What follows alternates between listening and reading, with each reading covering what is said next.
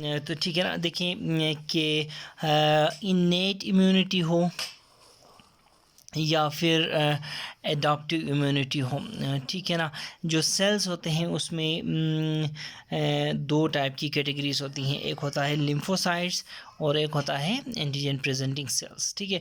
फिर लिम्फोसाइट्स हमारे पास B lymphocytes हैं, टी लिम्फोसाइट्स हैं और नेचुरल किलर सेल्स हैं। तीन टाइप्स के लिम्फोसाइट्स हैं, ठीक है। ठीक है ना। अब हम इसमें पढ़ेंगे कि बी सेल्स क्या होते हैं, टी सेल्स क्या होते हैं और नेचुरल किलर सेल्स क्या होते हैं और इनकी फर्दर टाइप्स क्या क्या हैं, ठीक है। सबसे पहले हम बी सेल पढ़ते हैं।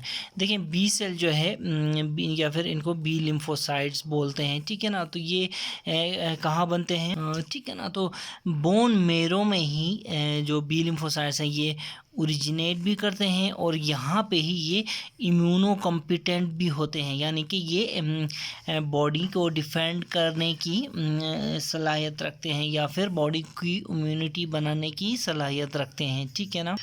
ठीक है ना। अब हमने कहा कि ये बोन मेरो के अंदर ही इम्यूनो कॉम्पिटेंसी हासिल करते हैं।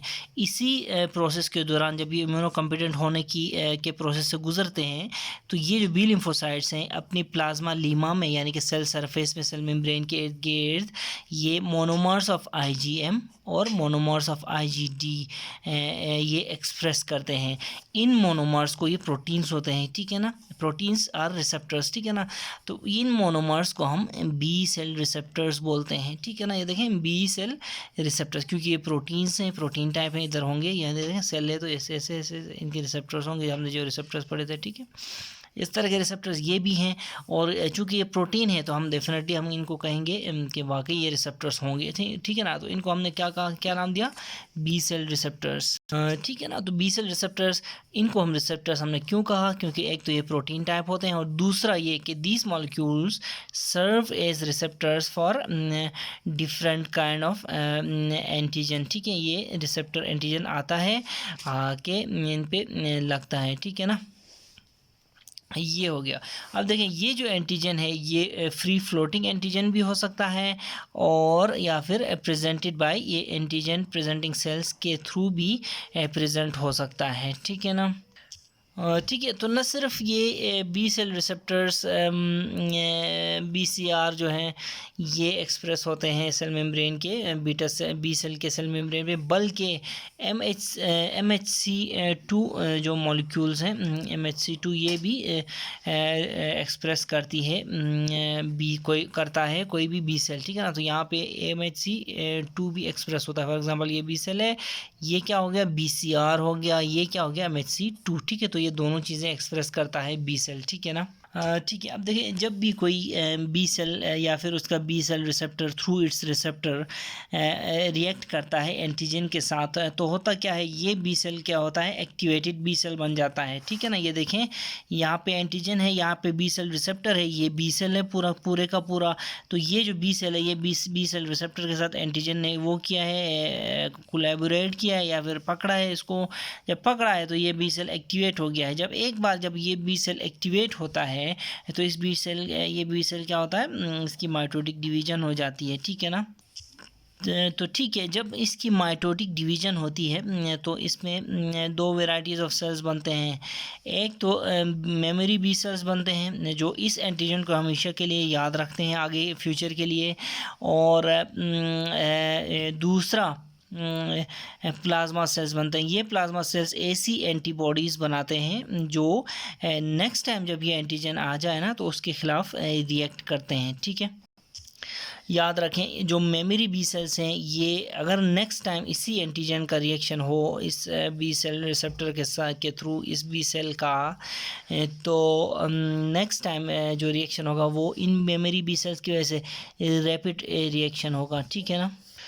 तो ये तो था अबाउट बी सेल, ठीक है ना। बी सेल के बाद अब हम आते हैं टी सेल, उसके बाद हम नेचुरल किलर सेल्स पढ़ेंगे, ठीक है ना। तो ये हमारा हो गया टी सेल। टी सेल याद रखें ये ओरिजिनेट करते हैं बोन मेरो में, ये भी ओरिजिन इनका बोन मेरो में होता है, लेकिन जो इम्यूनो कॉम्पिटेंट ये कहाँ जाके होते हैं, ये थाइमस पे। अनलाइक बी सेल्स का हमने आपको बताया था कि बोन मेरो में ही उनका ओरिजिन होता है, इम्यूनो कॉम्पिटेंसी भी ये बोन मेरो में ही हासिल करते हैं, लेकिन थाइमस के केस में ये डिफरेंट है। थाइमस के केस में इनकी इम्यूनो कॉम्पिटेंसी टी सेल्स के केस में इनकी इम्यूनो कम्पिटेंसी थाइमस में होती है, ठीक है ना। और याद रखें ये अब जो टी सेल्स हैं ये अपने सरफेस पे इम्यूनोग्लोबिन्स एक्सप्रेस नहीं करते, बल्कि इनके उसमें टी सेल रिसेप्टर्स होते हैं, ठीक है ना। अब ये जो टी सेल रिसेप्टर्स हैं ये ग्लाइकोप्रोटीन के दो चेन्स से बनते हैं, ठीक है। एक अल्फ़ा चेन होती है और एक होती है इनकी बीटा चेन, ठीक है। यहाँ तक आपने याद रखना है, ठीक है। उसके बाद देखिए कि दो ख़ास बातें याद रखें किसके टी लिम्फोसाइट्स के दो ख़ास बातें क्या हैं।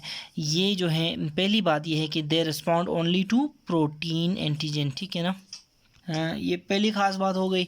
और दूसरी ख़ास बात क्या है कि दे रिकॉग्नाइज ओनली दोज एपिटोप्स के बारे में मैंने पहले बताया था आपको, ठीक है ना। They recognise only those epitopes which are presented by antigen presenting cells, ठीक है। तो ये तो था टी लिम्फोसाइट्स के बारे में। थोड़ा सा देखें अभी टाइप्स देखते हैं। T lymphocytes on the basis of function 5 types के होते हैं। नंबर 1 साइटोटॉक्सिक टी सेल्स, अच्छा helper T sales, suppressor T sales, alpha delta T cells और मेमोरी टी सेल्स। ये 5 टाइप के टी सेल्स हम 1 बाय 1 सारे एक एक करके पढ़ेंगे, ठीक है। सबसे पहले साइटोटॉक्सिक टी सेल्स CTTLs, ठीक है, इसको मैंने शॉर्ट बनाया हुआ है। इनको क्या कहते हैं, इफेक्टर टी सेल्स भी बोलते हैं और या फिर किलर टी सेल्स भी बोलते हैं। साइटोटॉक्सिक टी सेल्स को याद रखें। साइटोटॉक्सिक टी सेल्स के बारे में याद रखें। In addition to T cell receptors, हमने पहले भी बताया था कि टी सेल्स जो है टी सेल रिसेप्टर्स एक्सप्रेस करते हैं, लेकिन साइटोटॉक्सिक टी सेल्स के बारे में याद रखें कि in addition to T cell receptors they also express CD8 markers on their surface. सही है। देखिए साइटोटॉक्सिक टी सेल्स जो है ये साइटोटॉक्सिक प्रोटीन्स सिक्रीट करते हैं। ये साइटोटॉक्सिक प्रोटीन्स जो हैं हमारे पास दो किस्म के साइटोटॉक्सिक प्रोटीन्स हैं, परफोरिन्स और ग्रेन्जाइम्स। देखें परफोरिन्स का काम क्या होता है, ये ड्रिल करते हैं एक hole on the cell, target cell के अंदर एक होल ये ड्रिल करते हैं, ठीक है। ग्रेन्जाइम्स फिर इन होल्स के अंदर से अंदर जाते हैं और इनको अंदर से खा जाते हैं इन सेल्स को और अपोप्टोसिस करा देते हैं, ठीक है ना। ये इसी तरह ये जो साइटोटॉक्सिक टी सेल्स हैं इस प्रोसेस के थ्रू प्रोटीन्स और ग्रेन्जाइम्स के थ्रू किल करते हैं। क्या क्या किल करते हैं, वायरस इन्फेक्टेड सेल्स को ये किल करते हैं, कैंसरस सेल्स को ये किल करते हैं और फॉरेन सेल्स को ये किल करते हैं, ठीक है। हाँ, उसके बाद देखें जो हेल्पर टी सेल्स हैं, helper T cells they are also called helper cells, इसीलिए इनको ऐसे लिखते हैं टी हेल्पर सेल्स। ये देखें TH1 TH2 याद है। इसी तरह याद रखें कि T helper cells TCR express करते ही करते हैं, क्योंकि ये टी सेल्स हैं। साथ में ये क्या करते हैं, CD4 मार्कर एक्सप्रेस करते हैं ऑन देयर सरफेस, ठीक है ना। ठीक है। तो हेल्पर टी सेल्स, हेल्प नाम से ही पता चलता है कि ये हेल्प करते हैं।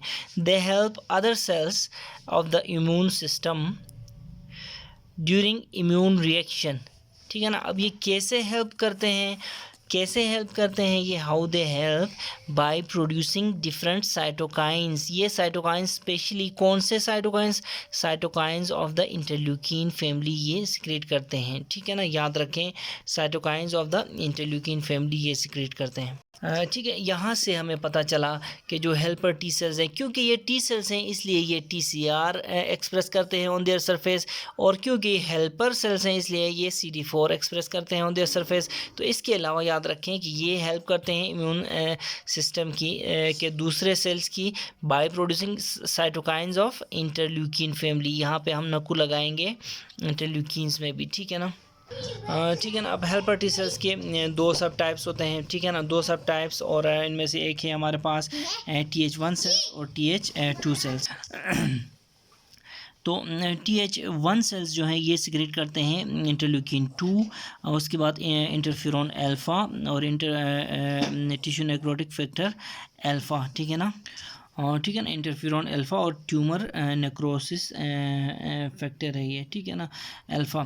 तो ये TH1 सिक्रेट करते हैं, जबकि जो TH2 सेल्स हैं they secrete cytokines of interleukin family only. याद रखें, ये बहुत इंपॉर्टेंट पॉइंट है। Th2 सेल्स सिर्फ और सिर्फ इंटरल्यूकिन फैमिली के साइटोकाइंस सिक्रेट करते हैं, और सारे के सारे साइटोकाइंस भी नहीं, स्पेसिफिक साइटोकाइंस। जबकि Th1 सेल्स सिक्रेट करते हैं इंटरल्यूकिन 2 और TNF अल्फ़ा और इंटरफेरॉन अल्फ़ा सिक्रेट करते हैं, ठीक है ना। याद रखें, जो Th1 सेल्स हैं ये एक इम्पॉर्टेंट रोल प्ले करते हैं in cell mediated immunity. How they interact with cytotoxic T cells, natural killer cells और मैक्रोफेजेस, ठीक है ना। ये इंटरेक्ट करते हैं थ्रू इंटरल्यूकिन 2, TNF अल्फ़ा और इंटरफेरॉन अल्फ़ा के ज़रिए, ठीक है ना। उसके बाद देखें कि दे सिक्रेट साइटोकाइन। Th2 सेल्स की बात करते हैं, हमने कहा कि जो साइटोकाइंस ऑफ इंटरल्यूकिन फैमिली ये सिक्रेट करते हैं कौन कौन से, 4, 5, 10 और 13। इंटरल्यूकिन 10, इंटरल्यूकिन 5, इंटरल्यूकिन 13 और इंटरल्यूकिन 4, ठीक है ना। ये दी सेल्स फिर क्या करते हैं, इंटरेक्ट करते हैं बी सेल्स के साथ। जब बी सेल्स के साथ ये सेल्स इंटरेक्ट करते हैं तो आपको पता है बी सेल्स एक्टिवेट होते हैं और मेमोरी बी सेल्स वगैरह, और बी सेल्स फिर प्लाज्मा सेल्स में कन्वर्ट होकर एंटीबॉडीज़ बनाते हैं, ठीक है ना। अच्छा, इसीलिए जो Th2 सेल्स को कहते हैं कि they launch a humoral immune response, क्योंकि ह्यूमरल इम्यूनिटी बी सेल्स की वजह से है ना, ठीक है ना। तो इसीलिए, क्योंकि और बी सेल्स के साथ इंटरेक्ट कौन करता है, Th2 सेल्स, तो इसीलिए कहते हैं कि दे आर रिस्पॉन्सिबल या फिर they are essential for launching a humoral immune response कहते हैं, ठीक है, ठीक है ना। तो ये पूरा पेज ऊपर से अगर हम देखें इसको, या फिर ऐसे देखें, ऐसे ऊपर से देखें, ठीक है ना। उसके बाद हम देखते हैं सुप्रेसर टी सेल्स। याद रखें, सुप्रेसर टी सेल्स को they are also known as regulatory T cells, ठीक है ना। ठीक है, तो ये जो सुप्रेसर टी सेल्स हैं या फिर रेगुलेटरी, नाम रेगुलेटरी है इनका, याद रखें। और सुप्रेसर से भी आपको समझ आ जाएगी, रेगुलेटरी से आपको समझ आ जाएगी, क्योंकि ये रेगुलेट करते हैं या फिर सुप्रेस करते हैं इम्यूनिटी को, ठीक है, इम्यून रिस्पॉन्स को। एक बार जब एंटीजन की तबाही हो चुकी होती है ना, फिर ये रेगुलेट करते हैं या फिर सुप्रेस करते हैं। देखें, they have a role in maintenance of immunologic tolerance, ठीक है, ये स्टेटमेंट है। अच्छा, याद रखें कि suppressor T cells they regulate cell mediated immunity, ठीक है, they regulate cell mediated immunity. होता क्या है, रेगुलेट कैसे करते हैं, they shut down the immune response, ठीक है ना, when purpose of immune reaction is achieved. याद रखें, जब purpose of immune reaction achieve हो तो चुका होता है, एक नॉर्मल स्टेट दोबारा हो चुकी होती है, एंटीजन की तबाही फॉर एग्जांपल हो चुकी होती है, तो ये दोबारा इसको सुप्रेस करते हैं इम्यून रिस्पांस को, और या फिर इसीलिए ये सेल मीडिएटेड इम्यूनिटी को रेगुलेट करते हैं, ये कहते हैं, ठीक है। याद रखें, ऑन सरफेस CD4 मार्कर्स ये एक्सप्रेस करते हैं सुप्रेसर टी सेल्स, और ठीक है ना। अब देखें जो गेमा और गेमा डेल्टा टी सेल्स, जिनको हम गेमा ऐसे डिनोट करते हैं, गेमा डेल्टा टी सेल्स, ये देखें इनकी एक स्मॉल सी पॉपुलेशन होती है बॉडी में, ठीक है ना। याद रखें, इनका जो TCR होता है ना, ये गेमा और डेल्टा ग्लाइकोप्रोटीन चेन से बनता है, अनलाइक दूसरे जो टी सेल्स हैं, ठीक है। गामा डेल्टा टी सेल्स की जो ख़ास बात है ना, वो स्पेशल जो बात है वो ये है कि they do not require, number 1, antigen processing, इनमें इनके लिए एंटीजन प्रोसेसिंग की ज़रूरत नहीं पड़ती, और दूसरी बात यह है कि MHC जो प्रेजेंटेशन ऑफ इपिटोप्स की भी ज़रूरत इनको नहीं पड़ती, ठीक है ना। और ठीक है, याद रखें जो गेमा डेल्टा टी सेल्स हैं, ठीक है, ये सेल्स थाइमस में ये डेवलप कर जाते हैं, ठीक है ना। और उसके बाद ये यहाँ से माइग्रेट कर जाते हैं, कहाँ कहाँ, स्किन में जाते हैं, ये ओरल कैविटी में जाते हैं, GIT में जाते हैं, और वजाइना वगैरह के म्यूकोज़ा में जाते हैं, ठीक है ना। GIT म्यूकोज़ा, ओरल कैविटी का म्यूकोज़ा और वजाइना का म्यूकोज़ा, यहाँ ये सेंसिटिव एरियाज़ हैं।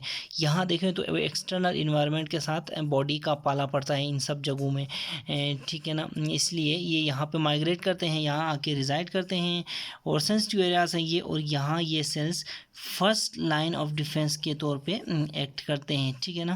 ठीक है ना, फर्स्ट लाइन ऑफ डिफेंस। याद रखें गामा डेल्टा सेल्स जो हैं ये इनकाउंटर करते हैं इन जगहों में एंटीजेंस को, किन जगहों में, इन जगहों में एंटीजेंस को इनकाउंटर करते हैं on the surface of epithelial cells of these locations before the antigen इंटर्स the body. ठीक है, याद रखें। तो ये इनकाउंटर कैसे करते हैं, यहाँ पे ये सिक्रेट करते हैं साइटोकाइंस ऑफ इंटरल्यूकिन फैमिली और फैक्टर्स, दूसरे फैक्टर्स फॉर एग्जांपल डिफेंसिन्स और ग्रेंजाइम्स। इन दोनों के फंक्शंस तो मैंने आपको बता दिए हैं पहले से ही। ठीक है ना। तो अभी तक हमने क्या पढ़ा, अभी तक हमने टी सेल्स की डिफरेंट टाइप्स कौन कौन से साइटोटॉक्सिक हमने पढ़े, हेल्पर टी सेल्स पढ़े, सुप्रेसर टी सेल्स पढ़े और अल्फा डेल्टा टी सेल्स पढ़े और ठीक है ना। अल्फ़ा गामा है, गामा डेल्टा है, not alpha, it's gamma delta T cells पढ़े और इसको ऐसा करो जी डी टी सेल्स पढ़े। ठीक है, और अब हम रहता है मेमोरी टी सेल्स देखते हैं। ठीक है ना। तो मेमोरी टी सेल्स जो है देखें ये एक सबसेट है असल में एंटीजन स्पेसिफिक सेल्स का। ठीक है ना। और ये परसिस्ट करते हैं for a long time after cell mediated immune response against an antigen has been over. ठीक है ना, यानी कि ये परसिस्ट करते हैं for a long time after cell mediated immune response is over. ठीक है ना, यानी कि कोई एंटीजन आया है आके उसके ख़िलाफ़ हमारी बॉडी ने रिस्पांस शो किया है, रिएक्शन हुआ है। जब इसको एंटीजन को जो है झाँचने भापने के बाद ये मेमोरी टी सेल्स को याद रखते हैं और परसिस्ट करते हैं एक लॉन्ग टाइम के लिए बॉडी में। नेक्स्ट टाइम जब ये टी सेल्स आते हैं, ये एंटीजेंस आते हैं बॉडी में, तो इनके ख़िलाफ़ ये रिएक्ट करते हैं। ठीक है ना। मेमोरी टी सेल्स ये प्रोलिफरेट करते हैं और या ट्रांसफॉर्म करते हैं इनटू साइटोटॉक्सिक टी सेल्स। याद रखें मेमोरी टी सेल्स में ये सलाहियत होती है कि ये साइटोटॉक्सिक टी सेल्स में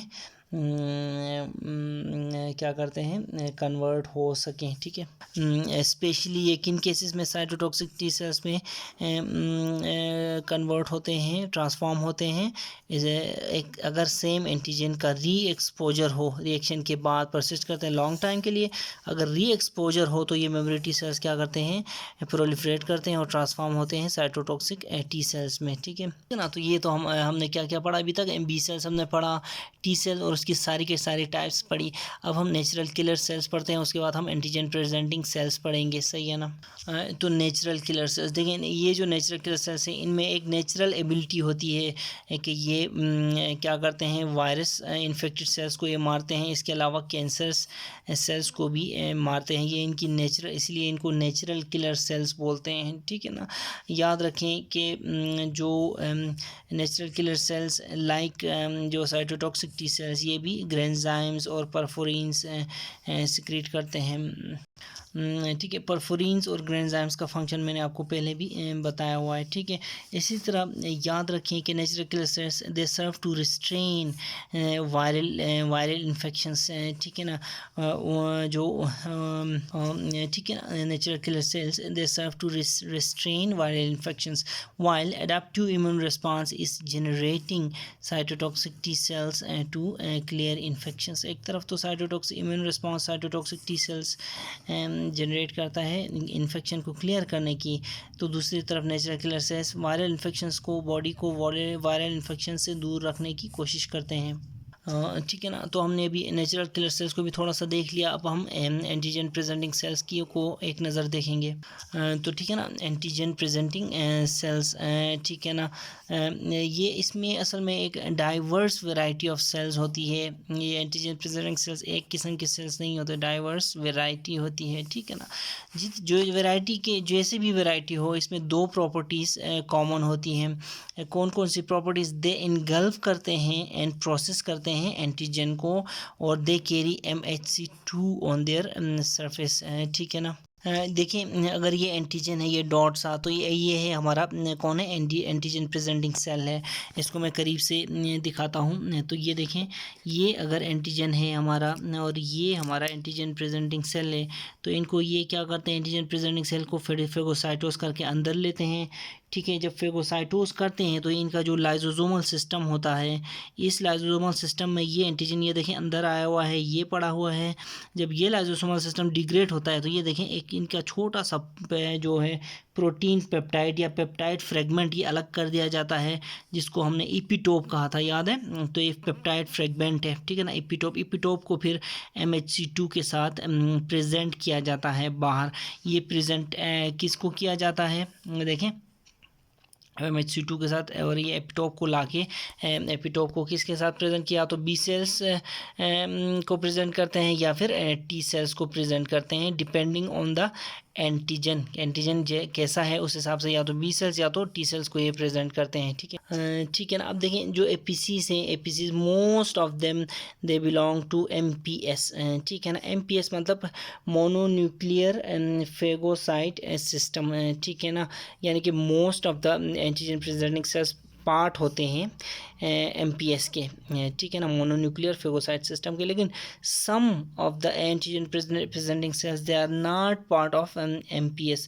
तो ये कौन कौन से होते हैं, देखें पहले जो पार्ट नहीं है वो देखते हैं। जो पार्ट नहीं है वो उनमें से बी सेल्स हैं, ठीक है ना। इसी तरह टाइप 2 या फिर टाइप 3 इपिथेलियोसाइट्स ऑफ द थाइमस, ठीक है ना।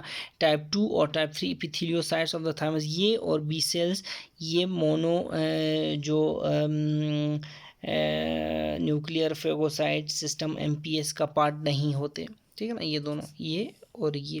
जबकि मोस्ट ऑफ देम जो पार्ट होते हैं MPS का, कौन कौन से, Kupffer cells of the liver, macrophages, बोलो dendritic cells, splenic dendritic cells या फिर लिम्फ नोड के डेंड्रिटिक सेल्स, और उसके बाद Langerhans cells of the epidermis, ठीक है। ये सारे के सारे पार्ट होते हैं MPS के, ठीक है। तो ठीक है ना, इनमें स्पेसिफिकली हम जो क्या कहते हैं डिस्कस करेंगे डेंड्रिटिक सेल्स को, ठीक है ना। तो ठीक है ना, तो डेंड्रिटिक सेल्स इनको हम DC से हम डिनोट करेंगे, ठीक है। सबसे पहले याद रखें कि these are antigen presenting cells. Origin कहाँ करते हैं, ये ओरिजिन करते हैं progenitor cells in the bone marrow में से ओरिजिन करते हैं, ठीक है ना। तो डेंड्रिटिक सेल्स को डेंड्रिटिक सेल्स इसलिए कहते हैं क्योंकि इनके सेल्स से प्रोजेक्शंस होते हैं, इनके साइटोप्लाज्मिक प्रोजेक्शंस इनके, ठीक है ना। इस तरह के डेंड्राइट्स बाहर सेल है तो इस तरह डेंड्राइट्स निकले हुए होते हैं, इसलिए इनको डेंड्रिटिक सेल्स बोलते हैं। कोई ख़ास वजह नहीं है, बस यही है।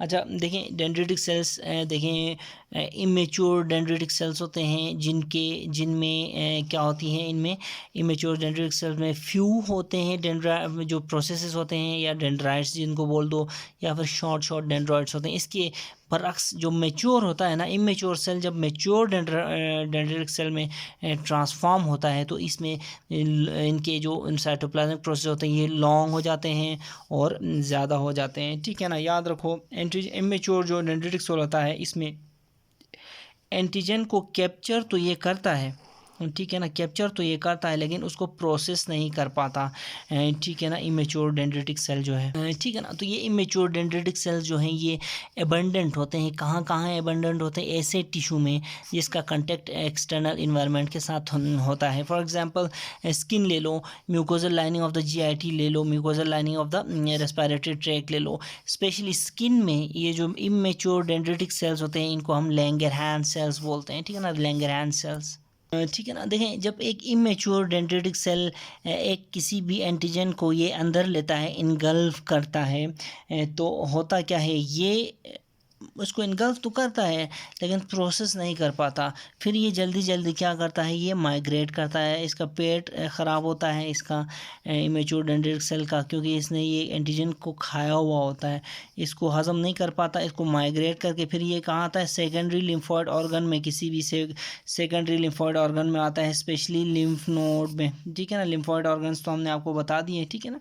तो किसी भी सेकेंडरी लिम्फॉइड ऑर्गन में आता है, स्पेशली लिम्फ नोड में, यहाँ पे ये क्या करता है, ये आके मेच्योर हो जाता है, ठीक है ना। फिर वही बात है कि मेच्योर जो डेंड्रिटिक सेल होता है इसके ये प्रोसेस कर सकता है एंटीजन को भी, ये देखें प्रोसेस कर सकता है एंटीजन को, अनलाइक इमेच्योर उसको इनगल्फ तो कर सकता था, कैप्चर तो कर सकता था, प्रोसेस नहीं कर पा रहा था। तो ये देखें मेच्योर डेंड्रिटिक सेल क्या करता है, उसके इसमें लॉन्ग साइटोप्लाज्मिक प्रोसेस होते हैं अनलाइक इमेच्योर, और इसमें ये प्रोसेस कर सकता है जो इसने इनगल्फ किया हुआ, जब ये प्रोसेस करता है एपिटोप को, ये देखें प्रेजेंट कर रहा है MHC2 मॉलिक्यूल के साथ। अब जब एपिटोप को ये प्रेजेंट कर पाता है, ये देखें एपिटोप है, ये छोटा वाला, और यहाँ से ये जो 2 नज़र आ रहा है ये MHC2 मॉलिक्यूल है। ये डेंड्रिटिक सेल है, कौन सा, मैच्योर वाला। ये मैच्योर वाला डेंड्रिटिक सेल फिर इस एपिटोप को प्रेजेंट करता है B सेल को या फिर T सेल को। ठीक है, ठीक है ना। तो ये सारे का सारा प्रोसेस होता है कि डेंड्रिटिक सेल कैसे इम्यून रिस्पॉन्स जनरेट करता है। ठीक है, ठीक है ना। तो ये हो गए हमारे डेंड्रिटिक सेल्स। याद रखें MHC2 जो होता है ना, ये बहुत इंपॉर्टेंट होता है एंटीजन प्रेजेंटेशन के लिए। अदरवाइज अगर एंटीजन प्रेजेंटेशन ना हो, MHC2 ना हो, तो एंटीजन प्रेजेंट भी नहीं कर पाता कोई भी सेल। फॉर एग्जांपल मिसाल के तौर पे ले लो हमारे फॉलिक्यूलर डेंड्रिटिक सेल्स ले लो। देखें, एक तो हमारे एंटीजन प्रेजेंटिंग डेंड्रिटिक सेल्स है ना, इनमें MHC2 मॉलिक्यूल होता है सरफेस पे। एक होता है फॉलिक्यूलर डेंड्रिटिक सेल्स, ये दोनों बिल्कुल डिफरेंट चीज़ें हैं। ठीक है ना। फॉलिक्यूलर डेंड्रिटिक सेल्स ये असल में जो लिम्फॉइड नोड्यूल होता है ना, लिम्फॉइड फॉलिकल, ठीक है ना, उसके जर्मिनल सेंटर के अंदर होते हैं ये सेल्स। फॉलिकुलर डेंड्रिटिक सेल्स में MHC2 नहीं होता, इसकी वजह से ये एंटीजन प्रेजेंट नहीं करते, याद रखें। ठीक है ना। अगेन याद रखें, फॉलिकुलर डेंड्रिटिक सेल्स फॉलिकल्स में, लिम्फॉइड फॉलिकल्स में होते हैं। किसके लिम्फॉइड फॉलिकल्स में? ये सेकेंडरी लिम्फॉइड ऑर्गन्स के फॉलिकल्स में होते हैं। फॉलिकल के अंदर भी किस जगह में? जर्मिनल सेंटर में ये फॉलिक्यूलर डेंड्रिटिक सेल्स होते हैं। They do not present antigen. ठीक है ना। जबकि एंटीजन प्रेजेंटिंग जो डेंड्रिटिक सेल्स हैं, इनमें MHC2 होता है और ये प्रेजेंट करते हैं एंटीजन को। सही है, इन दोनों को आपस में आपने कंफ्यूज नहीं करना।